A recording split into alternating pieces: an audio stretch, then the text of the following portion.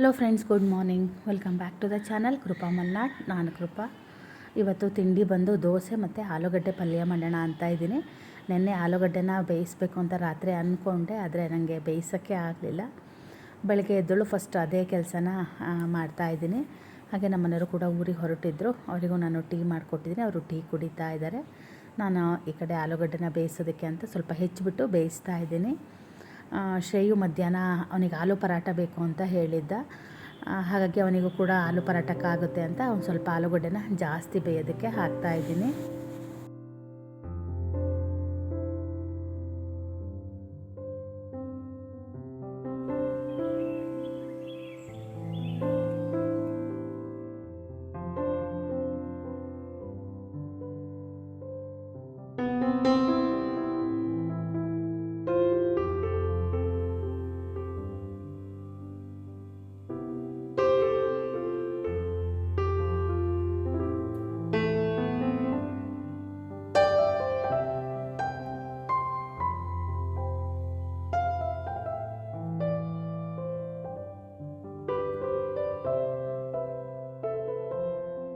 ದೋಸೆ ಹಿಟ್ಟು ಉಬ್ಬುತ್ತೆ ಅಂತ ನಾನು ಲೇಟಾಗಿ ರುಬ್ಬಿದ್ದೆ. ಆದರೂ ಕೂಡ ನೋಡಿ ಎಷ್ಟು ಉಬ್ಬಿಬಿಟ್ಟಿದೆ. ಸದ್ಯ ಕೆಳಗೆ ಬಿದ್ದಿಲ್ಲ. ನಾನು ಏನಕ್ಕೂ ಅಂತ ಹೇಳಿ ಒಂದು ತಟ್ಟೆನ ಇಟ್ಟಿದ್ದೆ, ಆದರೆ ಒಂದು ಸ್ವಲ್ಪ ಮಾತ್ರ ಚೆಲ್ಲಿತ್ತು ಅಷ್ಟೇ. ತುಂಬ ಅಲ್ಲ, ಅದು ನಾನು ಹಿಂಗೆ ಓಪನ್ ಮಾಡಿದಾಗ ಒಂದು ಸ್ವಲ್ಪ ಚೆಲ್ತು. ತುಂಬ ಹುಳಿನೂ ಆಗಿರಲಿಲ್ಲ. ಹೊರಗಡೆ ಎಲ್ಲ ಕೆಲಸ ಮುಗಿಸ್ಕೊಂಡು ಬಂದೆ ನಾನು. ಶ್ರೇಯು ಅಂತೂ ಆ ದಿವಾನ ಅದಷ್ಟು ಗಲೀಜು ಮಾಡಿರ್ತಾನೆ. ದಿನ ನಾನು ನಮ್ಮ ಮನೆಯವರು ಒಂದು 10 ಸಲ ಕ್ಲೀನ್ ಮಾಡ್ತೀವೋ ಏನೋ, ಆದರೆ ಅವ್ನಿಗೆ ಒಂದು ದಿನವೂ ಕ್ಲೀನ್ ಮಾಡಲ್ಲ. ನಾವು ಅಷ್ಟು ಮಾಡಿರ್ತೀವಲ್ಲ, ಅಟ್ಲೀಸ್ಟ್ ಒಂದು ದಿನನಾದರೂ ಒಂದು ದಿನ ಕ್ಲೀನ್ ಮಾಡಿದ್ದ.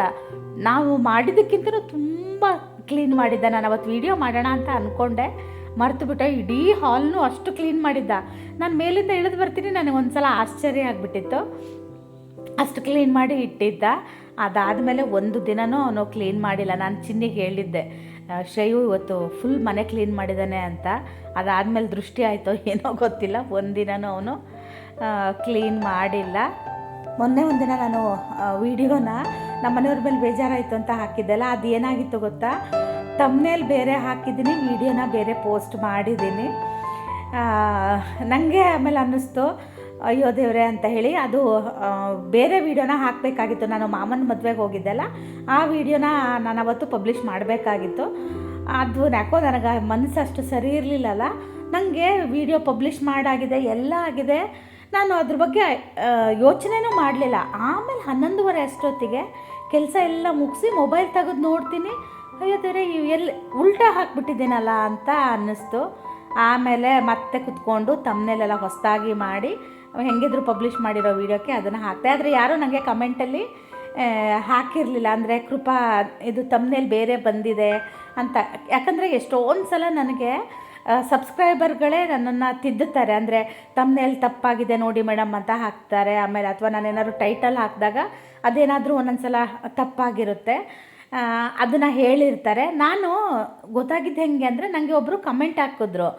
ಆವಾಗ ಆ ಕಮೆಂಟ್ ಓದಿದಾಗ ನಾನು, ಅಯ್ಯೋ ನಾನು ಯಾವ ವೀಡಿಯೋ ಇವತ್ತು ಪಬ್ಲಿಷ್ ಮಾಡಿದ್ದೀನಿ ಅಂತ ನೋಡ್ತೀನಿ. ಆಮೇಲೆ ನಾನು ಪಬ್ಲಿಷ್ ಮಾಡಬೇಕು ಅಂತ ಅಂದ್ಕೊಂಡಿರೋದೇ ಬೇರೆ ವೀಡಿಯೋ, ಅವತ್ತು ಪಬ್ಲಿಷ್ ಆಗಿರೋದೇ ಬೇರೆ ವೀಡಿಯೋ.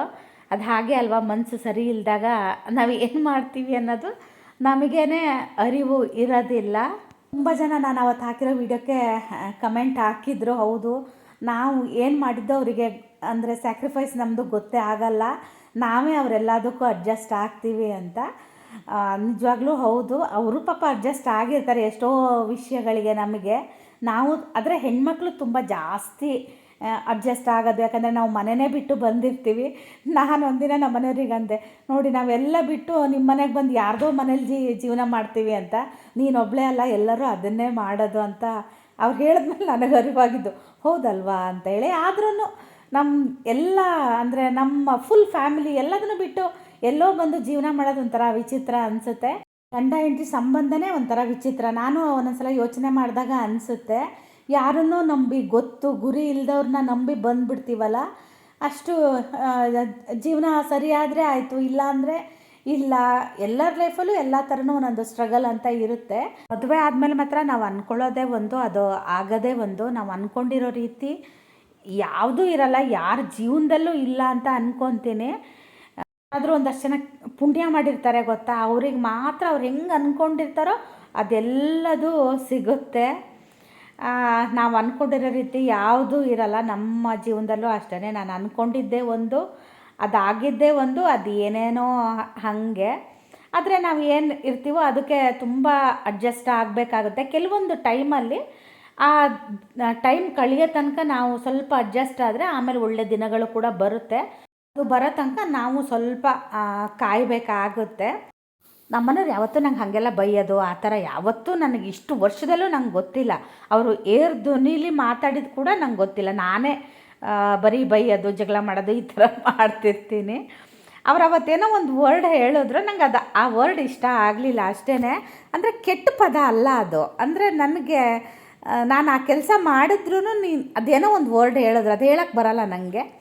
ಅದು ನಂಗೆ ಅದೊಂದು ಪದ ನಂಗೆ ಅದಷ್ಟು ಇಷ್ಟ ಆಗಲಿಲ್ಲ. ಆಮೇಲೆ ಗೊತ್ತಾಯ್ತು ಅವ್ರಿಗೆ ನಾನು ಹಂಗೆ ಅವಳು ಅಷ್ಟು ಮಾಡಿದ್ರೂ ನಾನು ಆ ಮಾತನ್ನ ಹೇಳಬಾರ್ದಾಗಿತ್ತು ಅಂತ ಅವ್ರಿಗೆ ಅನ್ನಿಸ್ತು. ಆಮೇಲೆ ಪಾತ್ರೆ ನಿನ್ನೆ ತೊಳೆದಿದ್ದೆ ಅಲ್ಲ, ಅದಿಲ್ಲ ಇಟ್ಟು ಹೋಗ್ಬಿಟ್ಟಿದ್ದೆ.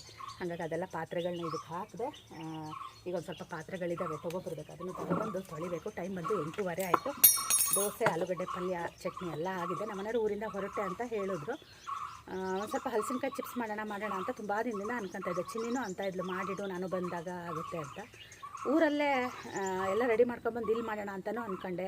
ಊರಲ್ಲೇ ಹೆಂಗಿದ್ರು ಸ್ಟವ್ ಇದೆಯಲ್ಲ, ಇಲ್ಲಿಂದ ಒಯ್ದು ಅಲ್ಲೇ ಮಾಡ್ಕೊಂಡು ಬರೋಣ ಅಂತಲೂ ಅಂದ್ಕೊಂಡೆ. ತೋಟದಲ್ಲೇ ಚೆನ್ನಾಗಾಗುತ್ತಲ್ವ ಅಂದೆ. ಇಲ್ಲಿ ಒಳಗೆ ಮಾಡೋದಕ್ಕಿಂತನೂ ಹೊರಗೆ ಮಾಡೋಕ್ಕೆ ಚೆನ್ನಾಗಾಗುತ್ತೆ. ಮತ್ತು ಶ್ರೇಯು ಇಲ್ಲಾದರೆ ಬರೀ ಮೊಬೈಲ್ ನೋಡ್ತಾನೆ, ಅಲ್ಲಾದರೆ ಸ್ವಲ್ಪ ಹೊರಗಡೆ ಇದ್ದಾಗ ಹೆಲ್ಪ್ ಮಾಡ್ತಾನೆ ಅಂತ ಅಂದ್ಕೊಂಡೆ. ಕಪ್ಪೆ ಎಲ್ಲಿದೆ ಗೊತ್ತಾ, ಇದ್ರ ಒಳಗಡೆ ಇದೆ, ನೀರು ಬರೋ ಪೈಪ್ ಒಳಗಡೆ ಇದೆ. ನಾನು ಆವಾಗಿಂದ ಸೌಂಡ್ ಮಾಡ್ತಾನೆ ಇದೆ, ಏನಪ್ಪ ಎಲ್ಲಿದೆಪ್ಪ ಅಂತ. ಇವತ್ತೇನೂ ಕೆಲಸ ಆಗಿಲ್ಲ, ಲೇಟಾಗಿ ಎದ್ದಿರೋದಕ್ಕೆ. ನಮ್ಮನೆಯವ್ರು ಇರ್ತಾರ ಅನ್ನೋದ್ರ ಮೇಲೆ ಇವತ್ತು ಮಧ್ಯಾಹ್ನದ ಅಡುಗೆ ಡಿಪೆಂಡ್ ಆಗುತ್ತೆ. ಸ್ವಲ್ಪ ಆ ಸ್ಟೋರ್ ರೂಮ್ ಚೂರು ಕ್ಲೀನ್ ಮಾಡ್ಕೊ ಅಂತ ಹೇಳ್ತಾಯಿದ್ರು. ನೆನ್ನೆಯಿಂದ ಮಾಡೋಕ್ಕಾಗಿಲ್ಲ. ಇವತ್ತಾದರೂ ಒಂಚೂರು ಮಾಡೋಣ ಅಂತ ಅಂದ್ಕೊಂಡಿದ್ದೀನಿ. ನೋಡೋಣ ಏನಾಗುತ್ತೆ ಅಂತ. ನಮ್ಮನೆಯವ್ರು ಬಂದಮೇಲೆ ಎಲ್ಲ ಹೆಲ್ಪ್ ಮಾಡ್ತೀನಿ ಅಂದಿದ್ದಾರೆ. ಗೊತ್ತಿಲ್ಲ, ಇನ್ನೂ ದೇವ್ರ ಪಾತ್ರೆ ತೊಳೆದಿಲ್ಲ, ಹೂ ಕೊಯ್ದಿಲ್ಲ, ಏನೂ ಕೆಲಸ ಆಗಿಲ್ಲ. ಲೇಟಾಗಿದ್ದರೆ ಹಾಗೆ ಅಲ್ಲ, ಕೆಲಸನೇ ಆಗಲ್ಲ. ಅದೇ ಒಂದಷ್ಟು ಪಾತ್ರೆಗಳಿದಾವಲ್ಲ, ಅದನ್ನು ತೊಗೊಬಂದು ಅವ್ರು ಬರೋದ್ರೊಳಗೆ ಒಂದಷ್ಟು ಪಾತ್ರೆಗಳು ತೊಳೆಯೋಣ ಅಂತ ಅಂದ್ಕೊಂಡು ಬುಟ್ಟಿ ತಗೊಂಡು ಹೋಗೋಣ ಅಂತ ಬಂದೆ. ಬನ್ನಿ, ಇವತ್ತಿನ ವ್ಲಾಗ್ ಶುರು ಮಾಡಿದ್ದೀನಿ. ಹೆಂಗೆ ವ್ಲಾಗ್ ಬರುತ್ತೋ ಏನೋ ನನಗೂ ಗೊತ್ತಿಲ್ಲ. ಇವತ್ತು ಯಾಕೋ ಗೊತ್ತಿಲ್ಲ, ನಮ್ಮ ಮನೆಯವ್ರು ತುಂಬ ಸಲ ಎಬ್ಸಿದ್ರು. ನನಗೆ ಇವತ್ತು ಎಚ್ಚರನೇ ಆಗಲಿಲ್ಲ. ಅಂದರೆ ಎಚ್ಚರ ಆಗಿತ್ತು, ಆದರೆ ಹೇಳ್ಬೇಕು ಅಂತ ನಂಗೆ ಅನ್ನಿಸ್ತಾನೇ ಇರಲಿಲ್ಲ. ಸ್ವಲ್ಪ ತಡೀರಿ ಅಂತ ಹೇಳಿ ಹಾಗೆ ಮಲಗಿದ್ದೆ. ಆಮೇಲೆ ಸ್ವಲ್ಪ ಲೇಟಾಗಿನೇ ಎದ್ದು ಬಂದೆ. ನಾನು ಲೇಟ್ ಅಂದರೆ ನಾನು ತುಂಬ ಲೇಟ್ ಏನಲ್ಲ, 8 ಗಂಟೆ 9 ಗಂಟೆಗೆ ಅಲ್ಲ, 6:15 ಏನೋ ಆಗಿತ್ತು. ಅಷ್ಟೊತ್ತಿಗೆ ಎದ್ದು ಬಂದೆ. ಹಾಗಾಗೇ ಇವತ್ತು ಯಾವುದೋ ಕೆಲಸಗಳು ನಂಗೆ ಆಗ್ತಾ ಇರಲಿಲ್ಲ. ಆಮೇಲೆ ಕಡಲೆಬೇಳೆ ಕೂಡ ಖಾಲಿಯಾಗಿತ್ತು. ನಾನು ದಿನಸಿ ಎಲ್ಲ ತಂದು ಒಣಗಿಸಿ ಎಲ್ಲ ಇಟ್ಕೊಂಡಿದ್ದೀನಲ್ಲ, ಈ ಸಲ ಕಡಲೆಬೇಳೆ ಎಲ್ಲ ತೊಗೊಂಡಿಲ್ಲ. ಕಡಲೆಬೇಳೆ, ಹೆಸರುಬೇಳೆ ಅದೆರಡನ್ನ ನಾನು ತೊಗೊಂಡಿಲ್ಲ. ಬೇಕಾದಾಗ 1 kg ತರಿಸೋಣ ಅಂತ. ಯಾಕಂದರೆ ಅದೇನು ತುಂಬ ನಾನು ಯೂಸ್ ಮಾಡಲ್ಲ. ಮುಂಚೆ ಎಲ್ಲ ಮಕ್ಕಳು ಇದ್ದಾಗ ಸ್ವಲ್ಪ ಜಾಸ್ತಿ ತರಿಸ್ಕೊತಾ ಇದ್ದೆ. ಇವಾಗ ಯಾವುದು ಜಾಸ್ತಿ ಯೂಸ್ ಮಾಡ್ತೀವೋ ಉದ್ದಿನಬೇಳೆ, ತೊಗರಿಬೇಳೆ ಅದನ್ನು ಸ್ವಲ್ಪ ತರಿಸ್ಕೊತೀನಿ. ಹೆಸರು ಕಾಳುಗಳು ಆ ಥರದ್ದು ಮಾತ್ರ. ಹಾಗೆ ನಮ್ಮ ಮನೆಯವರು ಕೂಡ ಬಂದರು. ಕರಿಬೇವು ಖಾಲಿಯಾಗಿತ್ತು ನನ್ನ ಹತ್ರನೂ. ನನ್ನ ಗಿಡದಲ್ಲೂ ಕೂಡ ತುಂಬ ಚೆನ್ನಾಗಿ ಕರಿಬೇವು ಆಗಿದೆ. ನಾನು ಅದರದ್ದೇ ಕೊಯ್ಕೊಬಂದು ಅಡುಗೆ ಮಾಡ್ತಾಯಿದ್ದೆ. ಇವತ್ತು ತೋಟದಲ್ಲಿ ಕೂಡ ತುಂಬ ಚೆನ್ನಾಗಿತ್ತು, ತರಲ್ಲ ಅಂತ ಹೇಳಿದ್ರು. ನಾನು ತರಕ್ಕೆ ಹೇಳ್ತಿರ್ಲಿಲ್ಲ. ಇವಾಗ ಮನೆ ಹತ್ರನೇ ಚೆನ್ನಾಗಿದೆಯಲ್ಲ, ಮತ್ತು ಅದು ಇನ್ನೊಂದು ಸ್ವಲ್ಪ ದಿನ ಬಂದುಬಿಟ್ರೆ ಹುಳ ಹಿಡಿದ್ಬಿಡುತ್ತೆ. ಹಾಗಾಗಿ ಅದನ್ನೇ ಖಾಲಿ ಮಾಡೋಣ ಅಂಥೇಳಿ ನಾನು ತರಕ್ಕೆ ಹೇಳಿರಲಿಲ್ಲ. ಆಮೇಲೆ ಅವರೇ ತರಲ್ಲ ಅಂದ್ರಲ್ಲ, ಹ್ಞೂ ತೊಗೊಂಡು ಬನ್ನಿ ಅಂತ ಹೇಳಿದೆ. ದೋಸೆ ತುಂಬ ಚೆನ್ನಾಗಾಗಿತ್ತು. ಆದರೆ ಫಸ್ಟ್ ಸಲ ಒಯ್ದಾಗ ಹಂಚು ಸ್ವಲ್ಪ ಜಾಸ್ತಿ ಕಾದ್ಬಿಟ್ಟಿತ್ತು. ಅದಕ್ಕೆ ಅದು ಸ್ವಲ್ಪ ಮಧ್ಯ ಸೀದೋದಂಗೆ ಆಗಿತ್ತು. ಶ್ರೇಯುಗೆ ಅದೇ ಮಸಾಲೆ ದೋಸೆ ಮಾಡಿಕೊಡ್ಲಾ ಅಂತ ಕೇಳಿದೆ. ಮಾಡಿಕೊಡು ಮಮ್ಮಿ ಅಂದ. ಅವನು ಒಂದು ದೋಸೆ ಮಸಾಲೆ ದೋಸೆ ತಿಂದ ಅಷ್ಟೇ. ಅವನಿಗೆ ಏನಾಗ್ತಾಯಿದೆ ಅಂದರೆ ಇವಾಗ ಊಟ ಮಾಡ್ತಾನೆ, ತಿಂಡಿ ಸೇರಲ್ಲ. ಅವನು ನಮ್ಮ ಮನೆಯವ್ರು ಬಂದ ಮೇಲೆ ಎಬ್ಬಿಸ್ತಾರೆ, ನಮ್ಮ ಮನೆಯವ್ರು ತಿಂಡಿ ತಿಂತಾರೆ. ಅದಾದಮೇಲೆ ಅವ್ನು ತಿಂಡಿಗೆ ಬರ್ತಾನೆ, ಅವನಿಗೆ ತಿಂಡಿ ಸೇರೋದೇ ಇಲ್ಲ. 1 ದೋಸೆ ಇಲ್ಲ 2 ದೋಸೆ ತಿಂತಾನೆ ಅಷ್ಟೇ. ಆಮೇಲೆ ಇದರಿಂದ ಬಂದು 12:15 ಬಂದು ಒಂದೊಂದು ದಿನ ಊಟ ಮಾಡ್ತಾನೆ, ಇಲ್ಲ ಒಂದೊಂದು ದಿನ ದೋಸೆ ತಿಂತಾನೆ. ಈ ದೋಸೆ ನೋಡಿ ಎಷ್ಟು ಚೆನ್ನಾಗಿ ಬಂದಿದೆ ಅಂತ. ಈ ಥರ ಬರಬೇಕು ದೋಸೆ. ಶ್ರೇಯು ಅದೇ 2 ದೋಸೆ ತಿಂದ, 1 ಮಸಾಲೆ ದೋಸೆ ತಿಂದ, 1 ಹಾಗೆ ದೋಸೆ ಕೊಡು ಮಮ್ಮಿ ಸಾಕು ಅಂದ.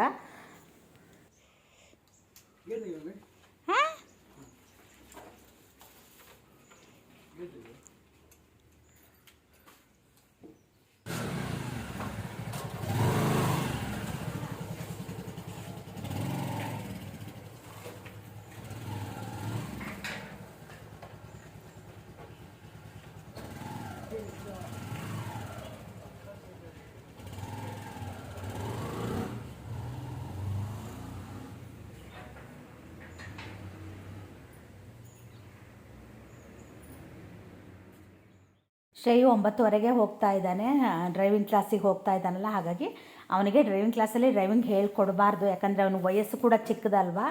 ಹಾಗಾಗಿ ನಾವು ಅವನು ಕಲ್ತಿರಲಿ ಅನ್ನೋ ದೃಷ್ಟಿಯಿಂದ ಕಳಿಸ್ತಾ ಇದ್ದೀವಿ. ಯಾಕಂದರೆ ಸಣ್ಣ ಮಕ್ಳಿಗೆ ಹೇಳ್ಕೊಟ್ರೆ ಪೊಲೀಸ್ ಹಿಡಿತಾರಂತೆ ಪಾಪ. ಅವ್ರು ನಮಗೆ ಪರಿಚಯ ಇರೋರೇನಾ, ಹಾಗಾಗಿ ಕಳಿಸ್ತೀನಿ ಕಳಿಸಿ ಅಂತ ಹೇಳಿದ್ರು. ಹಾಗಾಗಿ ಕಳಿಸ್ತಾ ಇದ್ದಾರೆ ನಮ್ಮ ಮನೆಯವರು.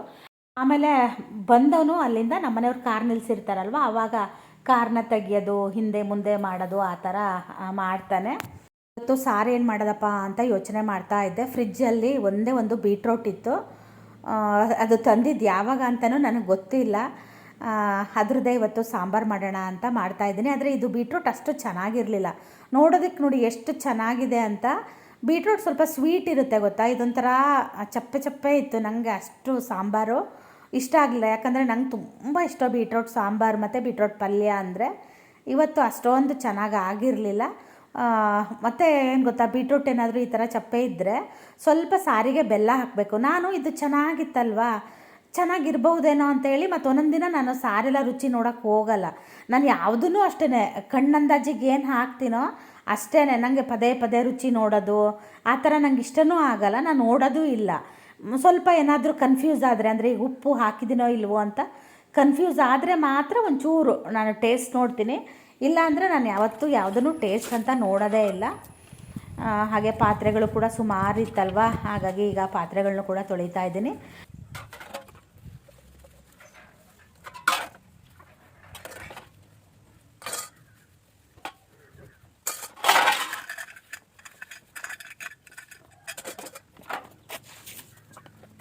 ಅಮ್ಮನೆಯವರು ಇದ್ದರು ಇವತ್ತು, ಸ್ವಲ್ಪ ಲೇಟಾಗಿ ಹೋಗ್ತೀನಿ ಅಂತ ಹೇಳಿದ್ರು. ಹಾಗಾಗಿ ಅವರು ನಾನು ಅಲ್ಲೇ ಮಾತಾಡ್ತಾ ನಾನು ಪಾತ್ರೆ ತೊಳಿತಾ ಇದ್ದೆ. ನಮ್ಮನೆಯವರು ಕೂಡ ಅಲ್ಲೇ ಇದ್ದರು.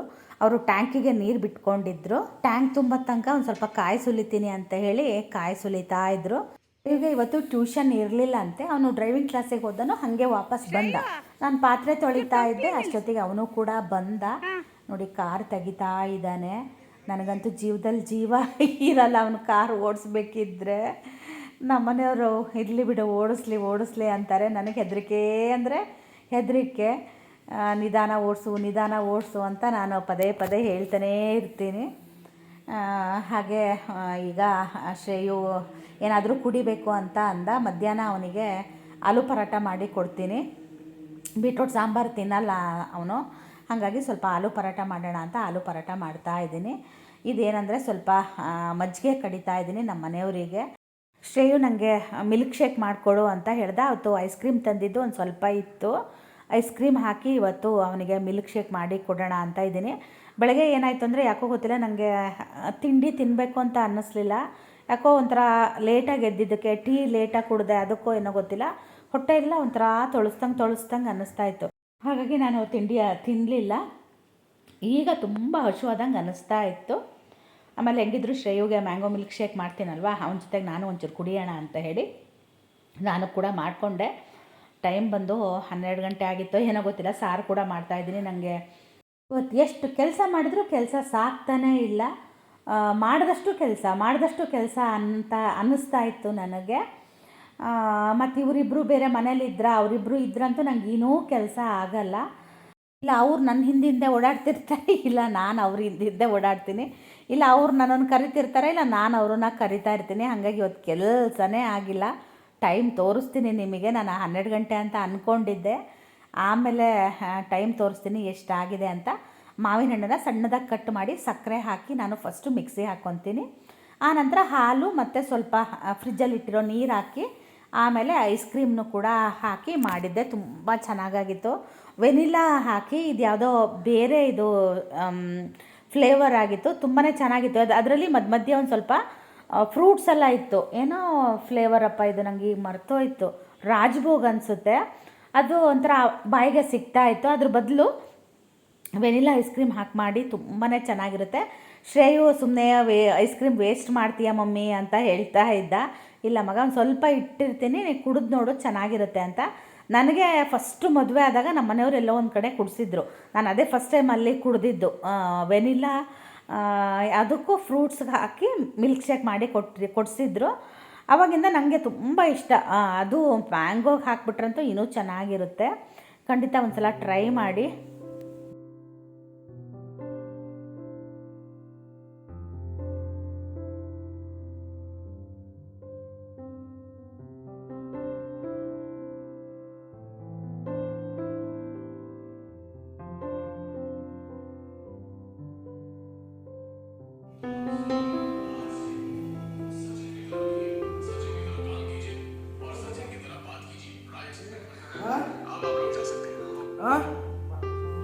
ತಡೀರಿ.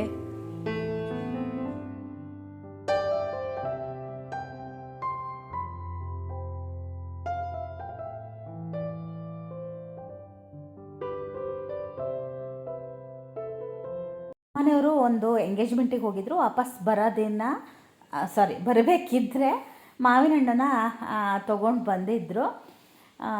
ನನಗೆ ಬಾದಾಮಿ ತುಂಬ ಇಷ್ಟ, ಹಾಗಾಗಿ ಬಾದಾಮಿನೇ ತೊಗೊಬಂದಿದ್ರು. ಬಾದಾಮಿ ಹಣ್ಣು ಏನಂದರೆ 1-2 ದಿನ ಇಡಕ್ಕೆ ಬರುತ್ತೆ, ಜಾಸ್ತಿ ಹಣ್ಣು ಬೇಗ ಹಾಳಾಗಲ್ಲ. ಹಾಗಾಗಿ ನಾನು ಬಾದಾಮಿನೇ ತನ್ನಿ ಅಂತ ಹೇಳಿದ್ದೆ. ಅವರು ಬಾದಾಮಿನೇ ತೊಗೊಬಂದಿದ್ರು. ಕಸೆ ಹಣ್ಣು ಕೂಡ ಇತ್ತಂತೆ, ಅದು ಶೀಕರಣೆಗೆ ಚೆನ್ನಾಗಾಗುತ್ತೆ, ಆದರೆ ತಿನ್ನೋದಕ್ಕೆ ಆ ಬಾದಾಮಿ ಇಷ್ಟ. ಹಾಗೆ ನಾನು ಸ್ನಾನಗಿನ ಎಲ್ಲ ಮುಗಿಸ್ಕೊಂಡು ಬಂದು ಪೂಜೆನೂ ಆಯಿತು.